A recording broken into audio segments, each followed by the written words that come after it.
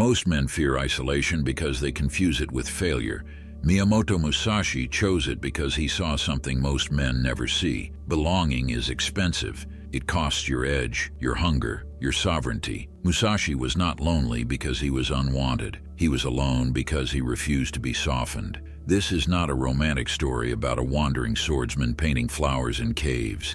This is a brutal story about a man who looked at society, comfort, approval, routine, and said no. Not loudly, not dramatically, quietly, permanently. And that choice made him dangerous. Let's dive in. 1. The invisible cage of belonging. Every man is offered a deal early in life. Belong and you will be accepted. Belong and you will be safe. Belong and you will not have to find your own answers. But the fine print is never read. Belong and you will dull yourself to fit. Belong and your instincts will rot.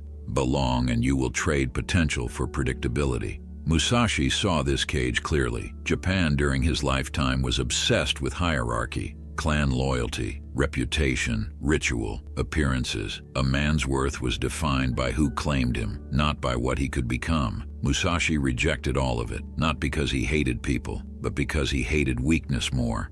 2. Loneliness was the cost. Sovereignty was the reward.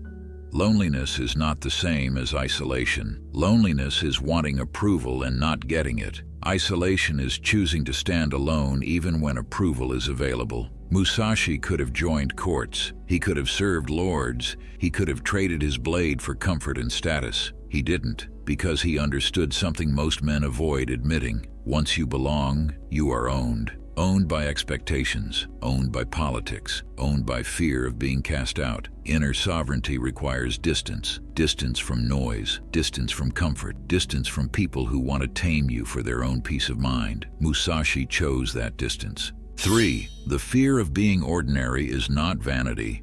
Most people hear that phrase and scoff. They say wanting to be extraordinary is ego, arrogance, immaturity. That's a lie told by people who gave up. The fear of being ordinary is the fear of wasting your one life. It is the fear of dying without ever meeting your own potential. Musashi was obsessed with mastery, not applause, not wealth, mastery. And mastery demands solitude. You do not sharpen a blade in a crowd. You do not hear your real thoughts in a noisy room. You do not confront your limits while being constantly distracted. Isolation was not his escape, it was his forge. 4.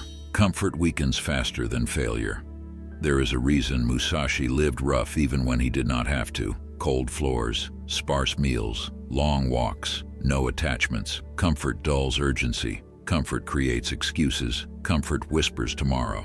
Musashi lived like a man who knew tomorrow was not guaranteed. Think about modern men for a moment. Soft beds, endless entertainment, constant validation loops, infinite distractions, and yet they feel empty, weak, unfocused, angry without knowing why. Comfort did not save them. It hollowed them out. Musashi understood that comfort is not neutral. It erodes edge, so he removed it.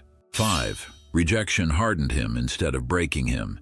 Here is the part that matters most. Musashi was not celebrated during much of his life. He was seen as strange, arrogant, uncivilized, excessive. He was rejected, and instead of begging to be understood, he leaned into it. Rejection does one of two things to a man. It turns him bitter, or it turns him precise. Musashi chose precision. He stopped needing permission, stopped explaining himself, stopped negotiating his path. That is why his presence alone unsettled people. Men who walk without needing approval radiate danger. 6. Why isolation sharpens perception. When you are alone long enough, the lies fall away. No audience means no performance. No group means no borrowed identity. You are forced to confront yourself raw, your cowardice, your excuses, your fantasies about who you think you are.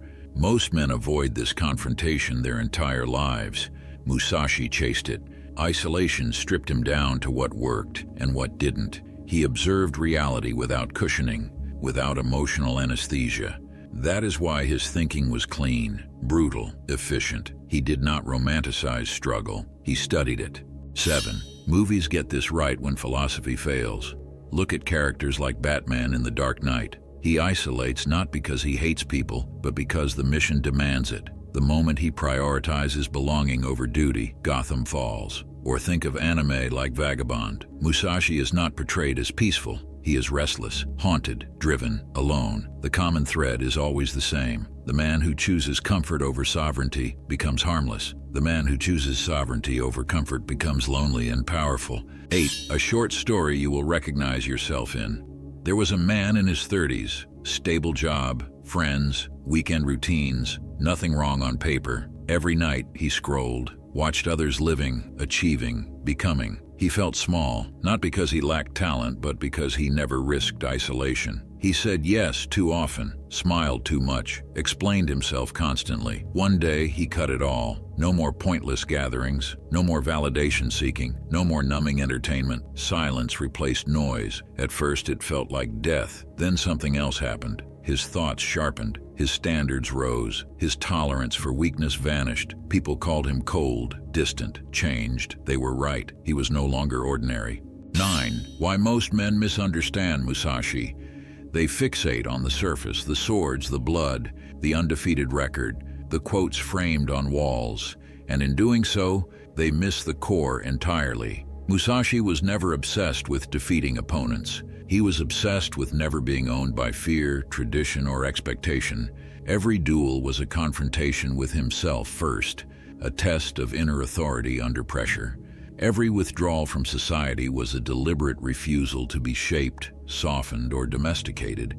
He chose isolation because it created total alignment. Mind sharpened by silence, body hardened by hardship, action stripped of hesitation, no compromise, no negotiation. 10. Why weak men call discipline antisocial.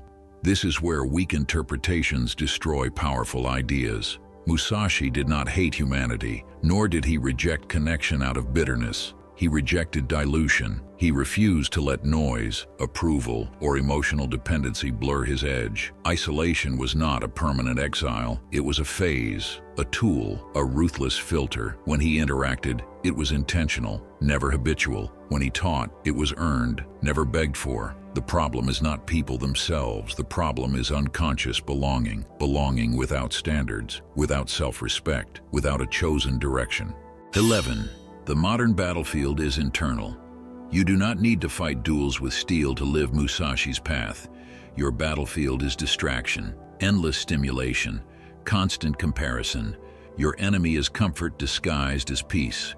Your real war is against slow spiritual decay and accepted mediocrity. Isolation today looks quieter but just as brutal, turning off noise while others drown in it, training discipline while others numb themselves, thinking deeply while others recycle opinions. It is not glamorous, it will not be praised, and that is exactly why it works. 12. The final truth Musashi lived by.